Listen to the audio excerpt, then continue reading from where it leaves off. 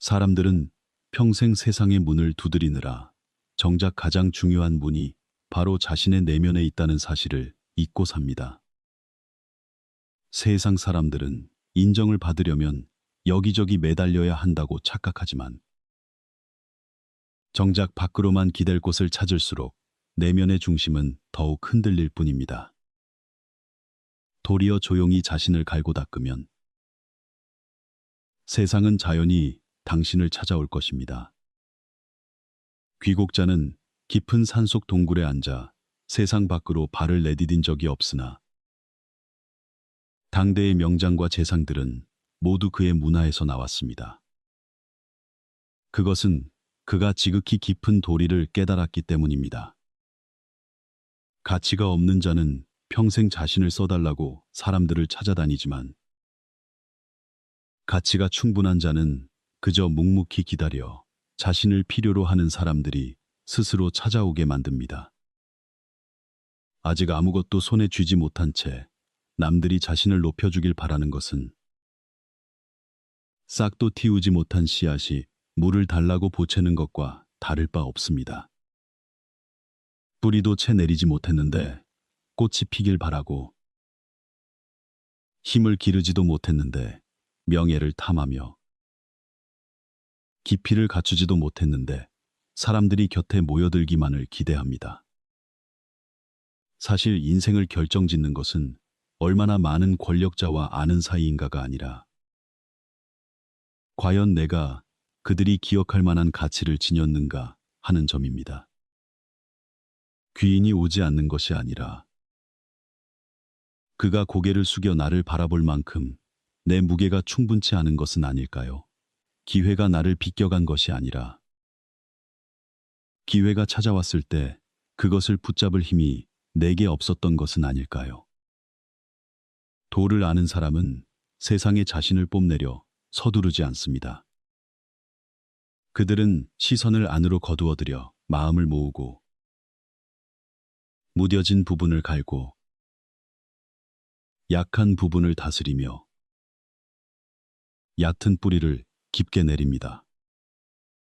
재능이 무르익으면 재능을 알아보는 이가 스스로 찾아오기 마련입니다. 덕이 쌓이면 덕을 귀하게 여기는 이가 제 발로 찾아올 것입니다. 내 안에 값진 무언가가 자리 잡으면 세상은 앞다투어 당신의 문을 두드릴 것입니다. 그래서 귀곡자는 세상 사람들에게 바람처럼 가볍지만 심연처럼 깊은 경고를 남겼습니다. 아무도 나를 필요로 하지 않을까 걱정하지 말고 정작 나에게 남이 필요로 할 만한 것이 없는지를 걱정하십시오. 세상에 서서 그저 누군가 기회를 주길 바라기만 한다면 머지않아 자신의 삶마저 잃게 될 것입니다. 남이 길을 열어주기만을 기다리는 마음이 습관이 되면 스스로 걸어나가는 법을 잊기 때문입니다. 남이 부름을 받는 것을 보면 신세 한탄을 하고 남이 이끌어주는 것을 보면 질투심이 생기며 남이 중용되는 것을 보면 마음이 조급해집니다. 자신이 계속 잊힌다고 느껴 원망만 쌓여가니 평생을 묵묵히 갈고 닦아 보석이 될 수 있었던 삶을 남의 집 문 앞을 서성이는데 허비하게 됩니다. 인간이 겪는 가장 큰 고통은 아무도 나를 찾지 않는 것이 아니라 정작 나 자신조차 내가 무엇을 가졌는지 모르는 것입니다. 귀곡자는 사람을 볼 때 누구와 아는 사이인지 따지지 않고 그 사람 내면에 무엇이 담겨 있는지를 보았습니다.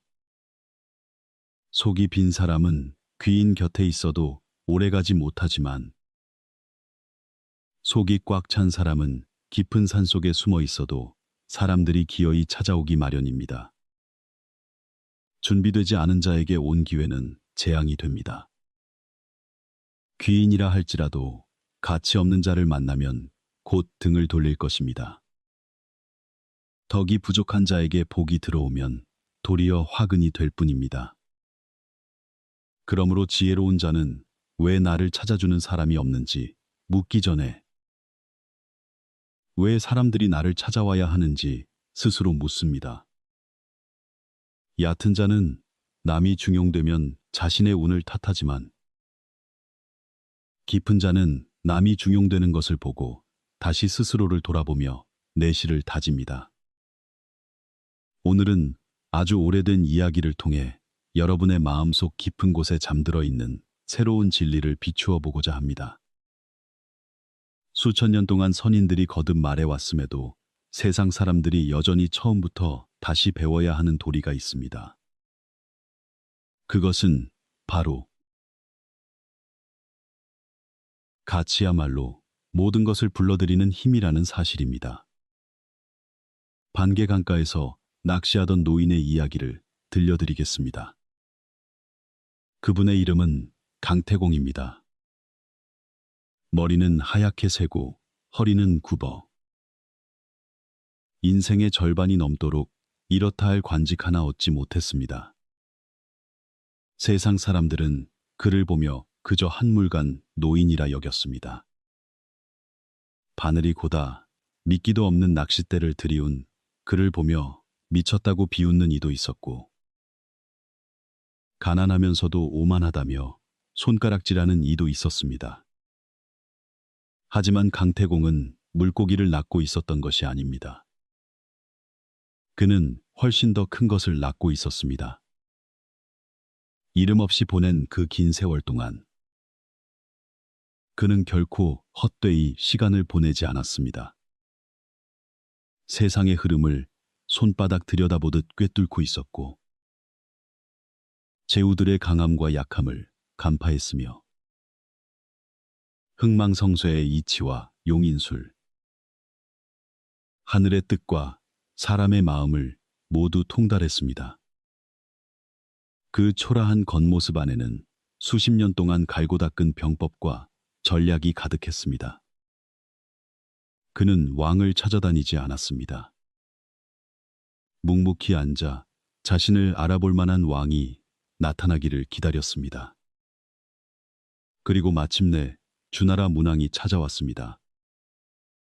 한 나라의 군주가 몸소 자신을 낮추어 낚시하던 노인을 수레에 태워 스승으로 모시고 군권과 국가의 운명을 통째로 맡겼습니다. 후세 사람들은 이를 강태공이 명군을 만났다고 말하지만, 문왕이 낚시 바늘을 찾은 것이 아니라 낚시 바늘 뒤에 숨겨진 가치를 보았다는 사실을 아는 이는 드뭅니다. 만약 강태공이 그저 속이 텅 빈 노인이었다면 100년을 낚시한들 누가 뒤를 돌아보았겠습니까? 남들이 알지 못하는 세월 동안 묵묵히 쌓아 올린 그 실력이 제왕조차 고개를 숙이게 만든 것입니다. 이것이 바로 선인들이 전하고 싶었던 메시지입니다. 사람들에게 자신을 봐달라고 구걸할 필요 없습니다. 세상이 당신을 보지 않을 수 없게끔 당신의 가치를 높이십시오. 내 안에 아무것도 없을 때는 10,000명 앞에서 소리쳐도 아무도 듣지 않지만, 내 안에 가치가 있다면 강가에 조용히 앉아 있어도 필요한 이들이 기어이 찾아와 당신을 찾을 것입니다. 오늘날 우리는 많은 경우 이 도리와 정반대로 살아가고 있습니다. 공을 들이기도 전에 인정받길 원하고, 재능을 갖추기도 전에 중용되길 바라며, 스스로 사람 구실을 하기도 전에 남에게 대접받길 원합니다. 그러고는 아무도 찾아오지 않으면 쉽게 지쳐버립니다. 어디에 서 있어도 소외감을 느끼고, 어딜 가나 잊힌 존재라 여기며 세상을 탓하고, 마음을 몰라주는 사람들을 원망하며 공정하지 못한 운명을 탓합니다. 하지만 한 가지를 잊고 있습니다. 강은 물고기가 왜 오지 않느냐며 강물을 탓하지 않는다는 사실을요. 강은 오직 자신이 물고기가 찾아올 만큼 충분히 깊은지만을 고민할 뿐입니다. 여러분, 왜 애써 자신을 증명하려는 사람은 도리어 무시당하고 아무 말 없는 사람이 존경받는지 아십니까? 진정한 가치는 뽐내지 않아도 드러나기 때문입니다. 가치는 마치 침향의 향기처럼, 옥의 빛깔처럼 자연스럽게 배어 나옵니다. 침향은 향기롭다고 외치지 않아도 지나가는 이가 발걸음을 멈추게 합니다. 옥은 스스로 귀하다고 말하지 않아도 사람들은 고개를 숙여 그것을 주워 올립니다. 노자가 남긴 말은 천년이 지나도 변치 않는 진리입니다. 세상에서 가장 부드러운 물이 가장 단단한 바위를 깎아냅니다. 물은 다투지 않기에 세상 그 무엇도 물과 다투지 못합니다. 물은 급히 사람을 향해 흐르지 않지만 사람들은 스스로 물을 향해 찾아옵니다. 가치 있는 사람도 이 물과 같습니다. 과시할 필요도, 남을 밀치고 나설 필요도, 높은 곳에서 목소리를 높일 필요도 없습니다. 맑고 깊으며 청량하기만 하다면 목마른 자들이 스스로 찾아와 당신을 찾을 것입니다. 생각해 보십시오. 아직 싹도 틔우지 못한 어린 나무에 새가 와서 둥지를 틀라고 하면 어떤 새가 감히 오겠습니까? 하지만 나무가 충분히 자라고 견고하며 그늘이 짙으면 부르지 않아도 사방에서 새들이 날아듭니다. 사람들은 새를 부르러 다니느라 정작 나무를 키우는 일을 잊고 삽니다. 나무가 작을 때 부르는 것은 헛수고일 뿐입니다. 나무가 충분히 자라면 그 침묵 자체가 이미 강력한 부름이 됩니다.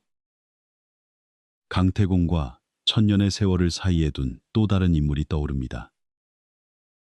바로 제갈공명입니다. 그는 젊은 시절 서둘러 세상에 나가지 않았습니다. 융중에 응거하며 밭을 갈고 책을 읽으며 시를 읊었습니다. 겉으로 보기엔 그저 시골의 가난한 서생처럼 보였을 것입니다.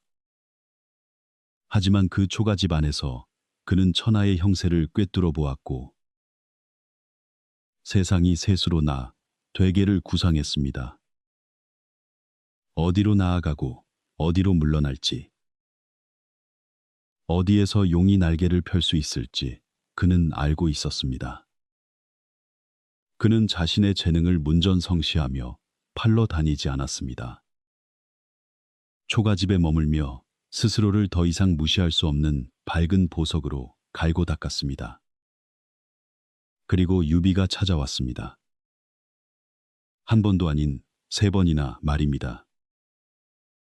나이도 명망도 자신보다 훨씬 높은 군주가 관직 하나 없는 자를 모시기 위해 초가집을 3번이나 찾아갔습니다. 후세 사람들은 이를 삼고초려라 부릅니다. 여러분, 깊이 생각해 보십시오. 왜 유비는 3번씩이나 찾아가야만 했을까요? 왜 한 번도 세상에 나서지 않은 인물을 영웅이 그토록 몸을 낮추어 모시려 했을까요? 초가집 때문도, 허울뿐인 명성 때문도 아닙니다. 그 사람 내면에 담긴 가치가 3번의 절을 올리기에 충분히 컸기 때문입니다. 만약 그 초가집에 평범한 사람만 있었다면 한 번도 찾아오지 않았을 것입니다. 이것이 바로 여러분이 가슴에 새겨야 할 교훈입니다. 사람들은 당신이 사는 곳 앞에 머리를 숙이지 않습니다.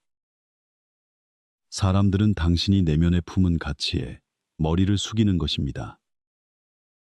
여러분은 세상이 자신을 찾게끔 강요할 수는 없지만 세상이 결코 지나칠 수 없는 존재가 될 수는 있습니다.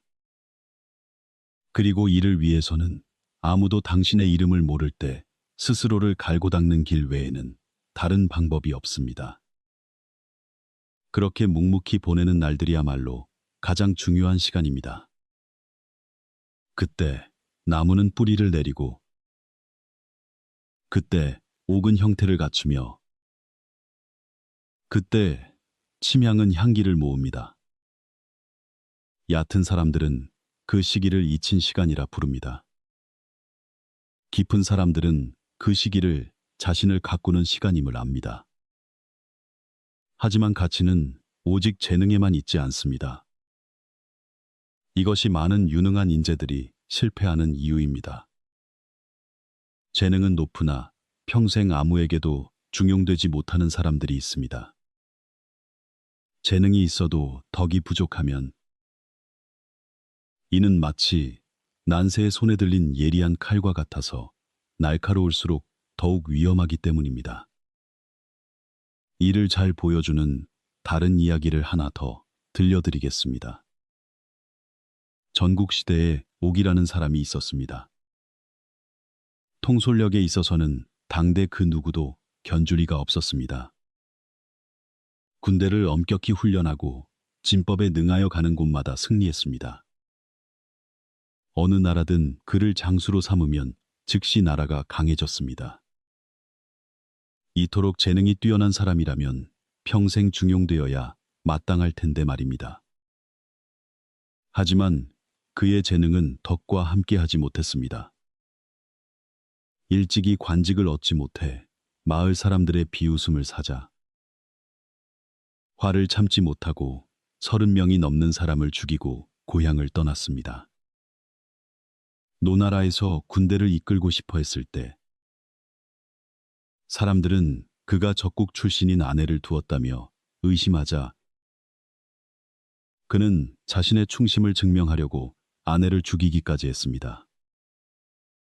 재능은 컸으나 그 잔혹함 때문에 곁에 있는 사람조차 몸서리쳤습니다.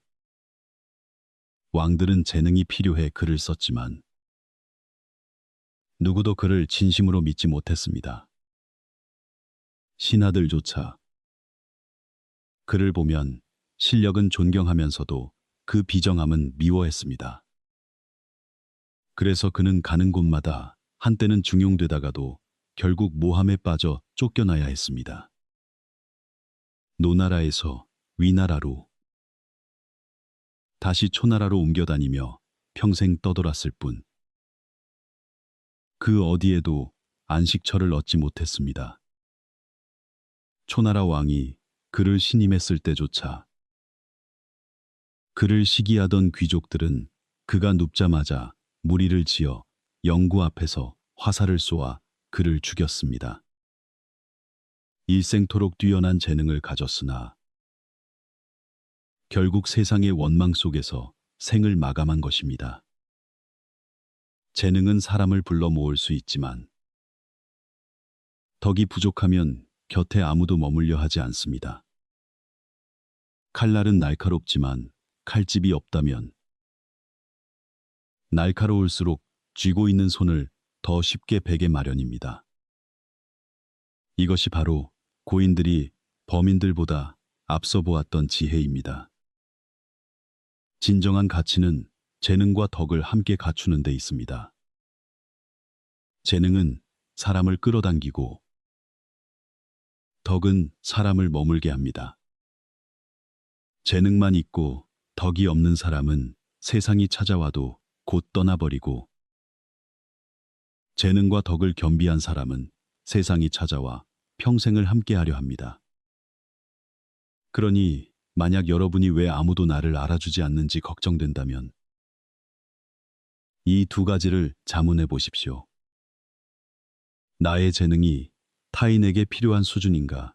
나의 덕이 타인이 믿고 의지할 만큼 깊은가? 이 중 하나라도 부족하다면 귀인을 만나더라도 곁에 머물게 하기 어렵습니다. 귀곡자께서는 제자들을 가르칠 때 단순히 모략만을 가르치지 않았습니다. 사람을 보는 법, 기운을 다스리는 법, 유혹 앞에서 스스로를 지키는 법을 가르치셨습니다. 뛰어난 능력을 가졌어도 마음이 어지러우면 그 재능이 오히려 자신을 해친다는 것을, 마음이 고요해야만 그 능력이 큰 복이 된다는 것을 아셨기 때문입니다. 종게이증케이, 즉 고요한 기운이야말로 가치의 근본입니다. 정기가 있는 사람은 아직 등용되지 않아도 조급해하지 않으며 업신여김을 당해도 원망하지 않고 시비에 휘말려도 중심을 잃지 않습니다.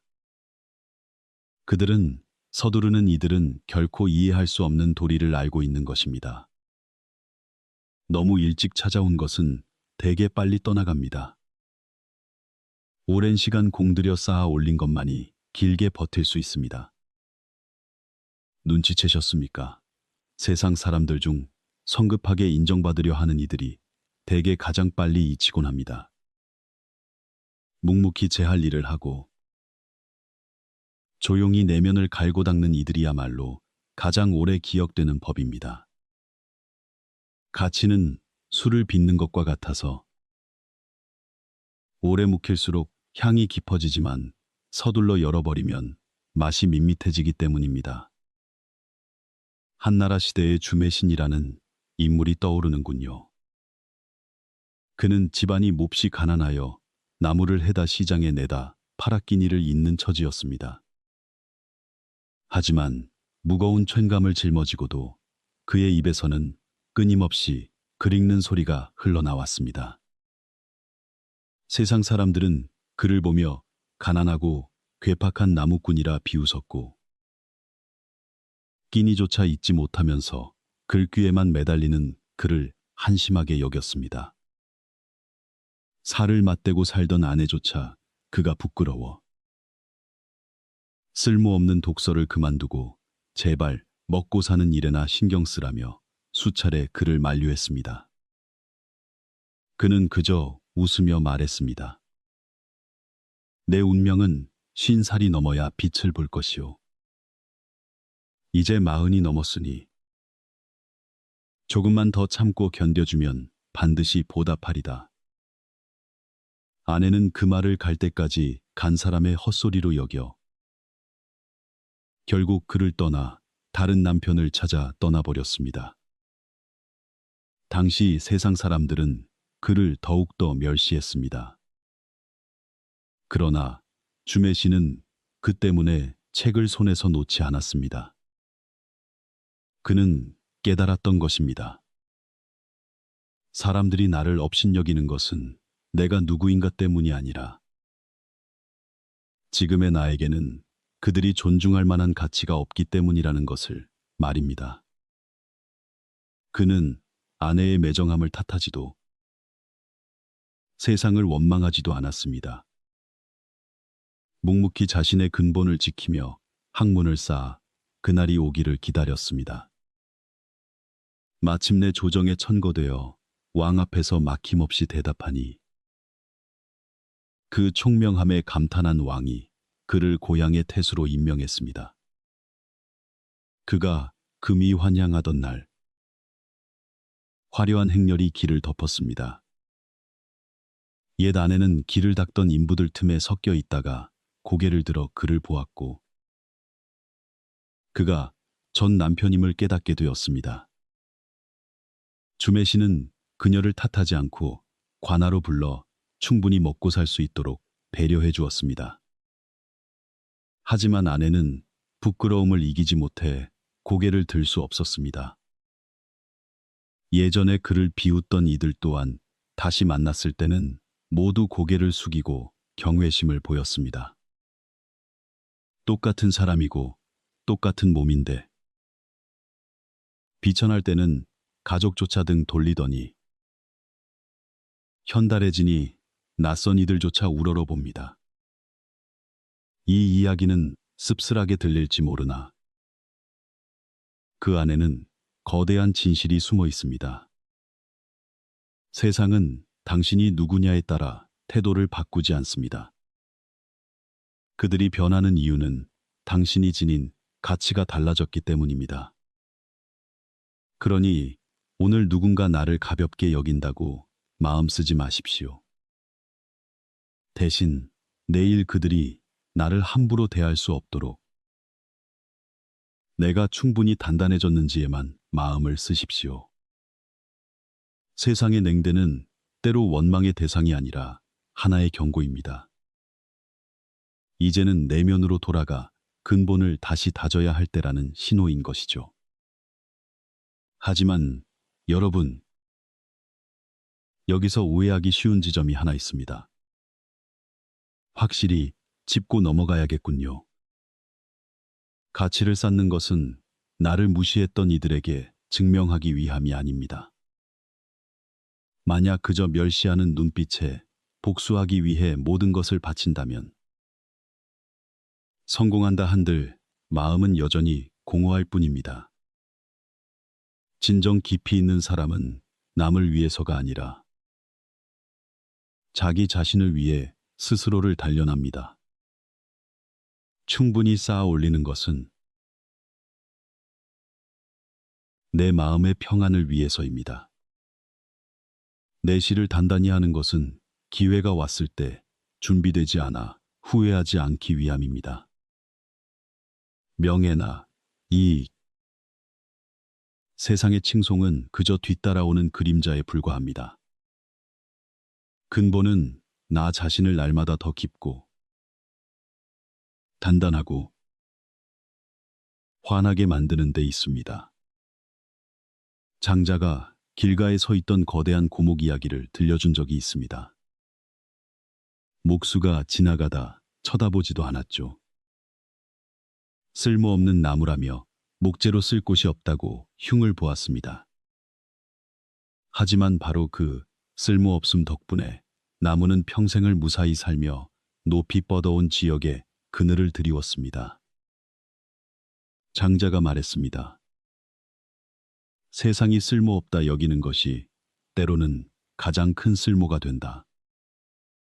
여러분도 스스로 쓸모없고 아무도 나를 필요로 하지 않는다고 느껴지는 날이 있을 것입니다. 하지만 어쩌면 그때가 바로 당신이 남모르게 거목으로 자라나고 있는 중일지도 모릅니다. 오늘 아무도 나를 찾지 않는다고 서글퍼하지 마십시오. 가장 큰 나무조차도 홀로 들판에 서서 묵묵히 견뎌낸 세월이 있었으니까요.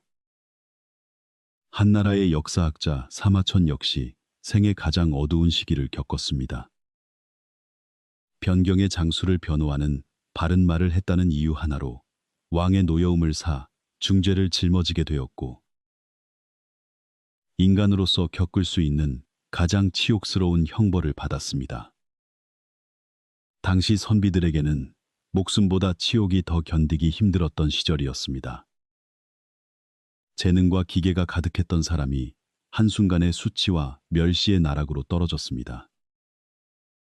그러나 바로 그 고독의 극점에서 그는 동양 역사학의 판도를 바꾸는 큰 깨달음을 얻었습니다.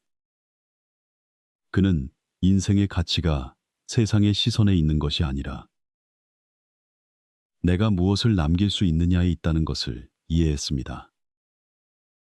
사람들은 타인의 눈 속에서 명예를 찾으려 하지만 사실 모든 가치의 근본은 자신의 마음 속에 이미 존재합니다.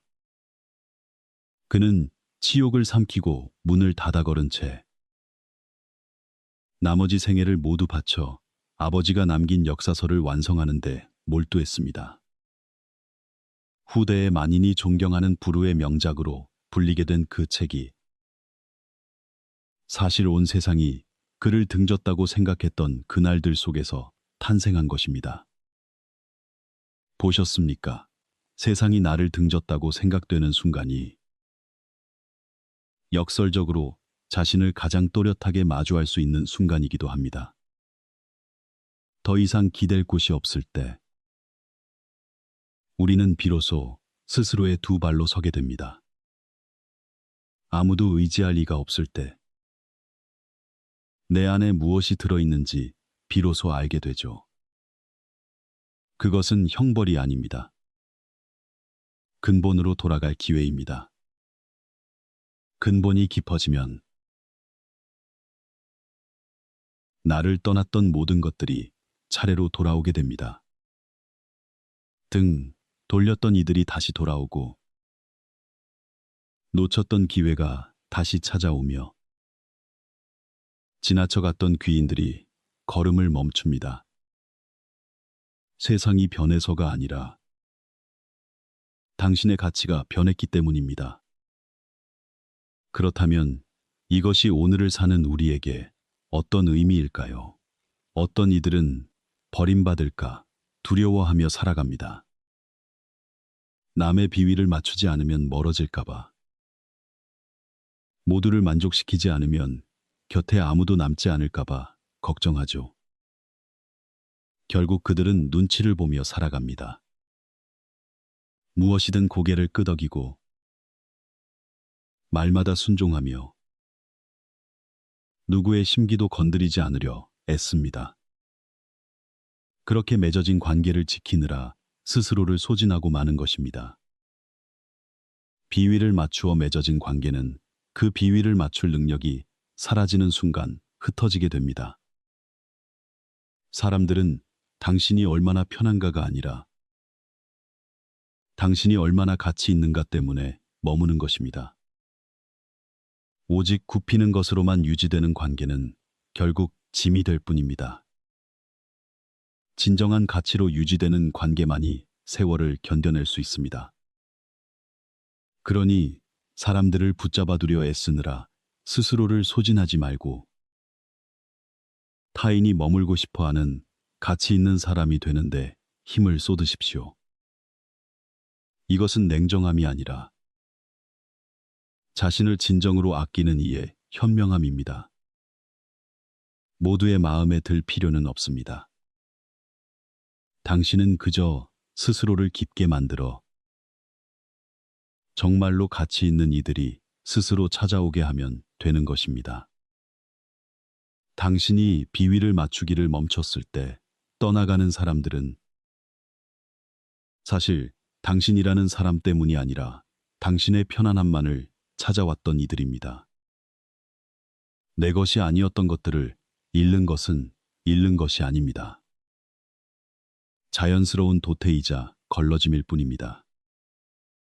당신의 가치가 높아지면 더 이상 마음대로 부릴 수 없다는 이유로 떠나는 이들도 생길 것입니다. 하지만 반대로 당신을 존중해야 할 대상으로 여겨 찾아오는 이들도 분명 생겨납니다. 당신 주변의 원이 바뀌는 것입니다. 얕은 관계들은 떨어져 나가고 깊은 관계들이 모여들 것입니다. 이것이 세상의 이치입니다. 물이 맑아야 귀한 물고기가 모이고 물이 탁하면 자풀들만 남는 법입니다. 누군가 묻겠지요. 그럼 가만히 앉아 아무런 노력도 하지 말아야 하느냐고 말입니다. 그렇지 않습니다. 고인의 뜻은 수동적으로 기다리라는 것이 아니라 근본을 제대로 두라는 것입니다. 강태공은 낚시를 하면서도 머릿속은 쉬지 않았고 제갈량은 초가집에 살면서도 마음은 천하를 꿰뚫고 있었습니다. 주매시는 나무를 지고 다녔으나 손에서는 책을 놓지 않았습니다. 그들의 고요함은 포기한 자의 정적이 아니라 모든 힘을 내면으로 모으고 있는 이에 응축된 기운입니다. 그들은 외부로 달려가 구걸하지 않고 안으로 돌아와 스스로를 채웠습니다. 그것이야말로 힘있는 정적입니다. 그러니 가치를 갖췄다고 손 놓고 기다리라는 오해는 하지 마십시오. 해야 할 일은 남에게 잘 보이려 자신을 낭비하는 것을 멈추고 그 에너지를 나를 진정으로 가치 있게 만드는데 집중하는 것입니다. 남들이 나를 어떻게 생각할지 고민할 시간에 나의 깊이를 고민하십시오. 남의 집 문 앞을 서성이는 시간을 줄이고 내 집을 짓는 시간을 늘리십시오. 그 무게중심이 바뀌면 삶 전체가 바뀝니다. 제가 참 좋아하는 모습이 하나 있습니다. 함께 곱씹어 보셨으면 합니다. 사람들은 흔히들 어둠 속에서 길을 찾겠다며 횃불을 들고 이 골목 저 골목을 정신없이 뛰어다닙니다. 어떻게든 탈출구를 찾아보려고 말이죠. 그러나 지혜로운 자는 다릅니다. 그들은 조용히 앉아 자기 손에 들린 등불이 더 밝게 타오르도록 정성껏 돌봅니다. 등불이 충분히 밝아지면 가야 할 길이 눈앞에 저절로 드러나고 밤길에 헤매던 이들조차 그 빛을 보고 스스로 길을 찾아오게 됩니다. 밖으로 나가 모든 것을 쫓아다닐 필요가 없습니다. 그저 자신의 등불을 충분히 밝히기만 하십시오. 빛은 스스로를 알리며 사람들을 불러 모으는 법입니다. 이것이 바로 도리의 신비함이니 가치 있는 것은 그것을 필요로 하는 이들이 스스로 찾아오게 마련입니다. 도리는 당신에게 무리하게 경쟁하라거나 비굴하게 매달리라고 하지 않습니다. 그저 당신의 근본으로 돌아가라고 일깨울 뿐입니다. 뿌리가 단단해지면 가지는 저절로 무성해지고 안이 가득 차면 밖은 저절로 채워지며 나 자신이 온전해지면 세상은 저절로 나를 향하게 됩니다. 저 또한 알고 있습니다. 그 길을 걷는 동안 때로는 지치고 힘든 날이 있겠지요. 자신의 가치를 쌓아 올리는 일은 하루아침에 이루어지는 것이 아니라 긴 세월이 필요한 일이기 때문입니다. 남몰래 노력해도 아무도 알아주지 않는 것 같아 마음이 시리고 내가 지금 하는 일이 과연 무슨 의미가 있을까? 밤잠을 설치며 고민하는 날들도 분명 있을 것입니다. 그럴 때면 반개의 강가에 앉아있던 노인을 그리고 융중의 초가집에 머물던 선비를 떠올려 보십시오. 잿나무를 지고 산을 내려오면서도 읊조리며 때를 기다리던 저 이름 없는 나무꾼의 마음을 기억하십시오. 그들 또한 세상이 자신을 알아주지 않는 긴 어둠의 시간을 견뎌낸 이들입니다. 그들 역시 무관심이라는 차가운 바람을 맞았지만 결코 멈추지 않았습니다. 하루하루 쌓아가는 노력이 결국 가치가 완성되는 순간으로 향하는 길임을 알았기 때문입니다. 그날이 오면 지금까지의 모든 기다림은 값진 보상으로 되돌아옵니다. 그러니 오늘 그 고요하고 적막한 시간을 보내고 있다면 부디 슬퍼하지 마십시오. 그것은 버림받은 시간이 아니라 당신이 깊게 뿌리를 내리고 있는 시간입니다. 뿌리가 깊어야 나무가 흔들리지 않고 주춧돌이 단단해야 집이 오래가는 법입니다. 그러니 그저 묵묵히 채우고 묵묵히 기르고 묵묵히 깊어지십시오. 언젠가 당신이 온전해지는 날 놀라운 기적을 마주하게 될 것입니다. 그토록 애타게 쫓아다녔던 것들이 스스로 당신을 찾아오고 붙잡으려 애썼던 사람들이 스스로 곁에 남으며 놓쳤다 생각했던 기회들이 다시금 문을 두드릴 것입니다. 그것은 당신이 남들보다 더 빨리 달렸기 때문이 아니라 당신의 내면이 그만큼 더 깊어졌기 때문입니다. 그것이 바로 묵묵히 자신을 가꾼 이에게 주어지는 가장 큰 선물입니다. 이제 여러분의 마음에 마지막 여운을 하나 남겨드리고자 합니다. 인생이란 결국 누가 더 많은 사람을 아느냐, 누가 더 세상에 이름이 알려지느냐의 경주가 아닙니다. 자기 스스로를 얼마나 가치 있는 사람으로 만드느냐는 긴 여정일 뿐입니다. 세상이 지금 당장 나를 알아봐 주는지에 대해 걱정하지 마십시오. 내 안에 세상이 주목할 만한 가치가 있는지를 걱정하십시오. 아직 아무도 나를 찾아오지 않는 것을 두려워하지 마십시오. 그보다 그들이 나를 찾아왔을 때 정작 내 손에 아무것도 없는 것을 두려워하십시오. 당신이 맑은 물처럼 투명해지면 목마른 자가 스스로 찾아올 것이요. 당신이 침향처럼 향기로워지면 길 가던 이가 스스로 발길을 멈출 것입니다. 당신이 등불처럼 환하게 빛나면 길 잃은 이가 스스로 의지해 올 것입니다. 세상의 모든 좋은 것들은 결국 아주 고요한 법칙을 따릅니다.